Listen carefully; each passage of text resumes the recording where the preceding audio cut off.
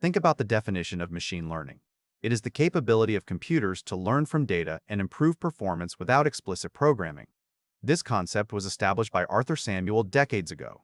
We often treat this as a magic trick where we feed data in and get answers out.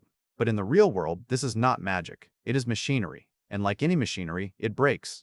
When we talk about machine learning today, we are usually talking about deep learning or neural networks. These are subsets of the broader field.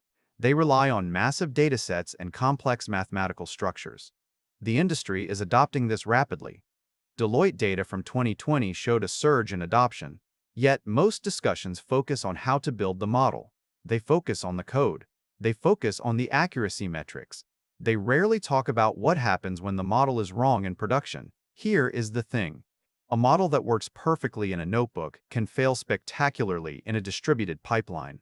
This is the gap between theory and practice. We need to move beyond basic deployment to architectural resilience. We need to understand failure modes and recovery patterns. Consider a machine learning pipeline as a factory assembly line. You have raw data coming in. It goes through cleaning. Then it goes into a training phase where the system learns patterns. Then it moves to a serving phase where it makes predictions.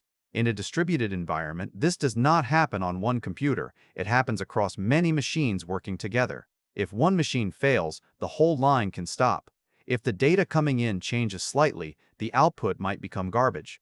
This is known as data drift. The world changes, but the model assumes the past predicts the future. When that assumption breaks, the system fails. Now consider the failure modes.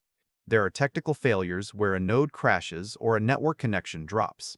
There are data failures where the input is corrupted or biased, and there are conceptual failures where the underlying patterns shift. For example, a model trained to detect credit card fraud might stop working if the fraudsters change their behavior. The model has not broken. The reality has. This is why true mastery requires a dual approach.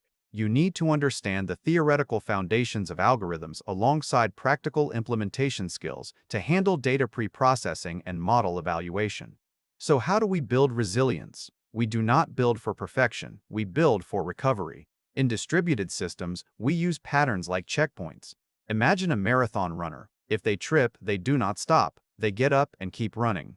In a pipeline, a checkpoint saves the state of the system at regular intervals. If a crash occurs, the system can resume from the last checkpoint rather than starting from zero. This saves time and resources. Another pattern is the Canary deployment. Instead of rolling out a new model to all users at once, you send it to a small percentage. You watch the metrics closely. If the new model performs worse, you switch back to the old one immediately. This limits the blast radius of a failure. It is a safety net that allows you to experiment without risking the entire operation. There is also the concept of fallback mechanisms. If the machine learning system is too slow or returns a confidence score that is too low, the system should have a rule-based backup. This is like a backup generator. The primary power source is the model. The generator is a simple set of rules. If the model falters, the generator kicks in to keep the service running. This ensures that the user experience remains stable even when the intelligence layer is struggling. We must also talk about the human element. There is a significant knowledge gap regarding the long-term societal impact of algorithmic bias. Experts warn that while the technology offers transformative potential for the collective good, responsible governance is currently lagging behind technical capability. A model that is technically resilient can still be ethically fragile. If the training data contains historical biases, the model will learn them. It will scale those biases across thousands of decisions. This is a failure mode that no amount of server redundancy can fix. The most significant trend in the industry is the democratization of machine learning. Comprehensive guides and open-source repositories are lowering barriers to entry. This allows non-experts to deploy models for real-world problems. However, this also means more systems are being built by people who might not fully understand the failure modes. The roadmap to becoming proficient in machine learning is less about memorizing complex formulas and more about developing an intuition for data patterns and iterative experimentation.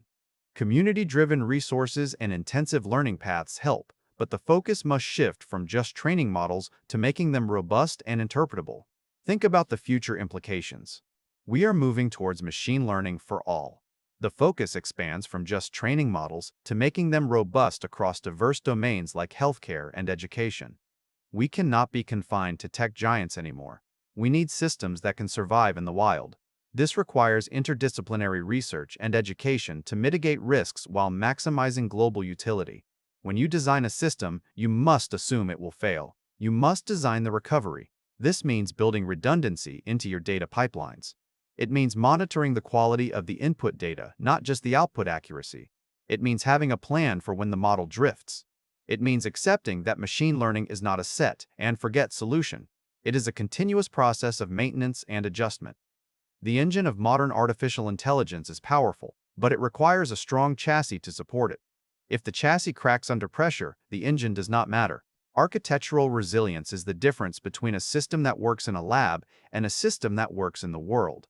By focusing on failure modes and recovery patterns, we move from hoping for the best to preparing for the worst. As you look at your own projects, ask yourself where the weak points are.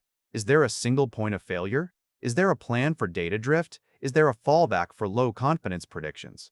These are the questions that separate a hobby project from a production system.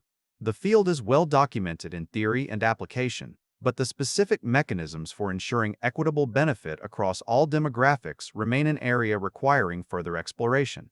Thanks for watching all the way to the end. I am a one-person team working hard to make each video better than the last. Subscribe if you found value. It is the best way to show support. Drop a comment with your biggest takeaway. See you in the next video.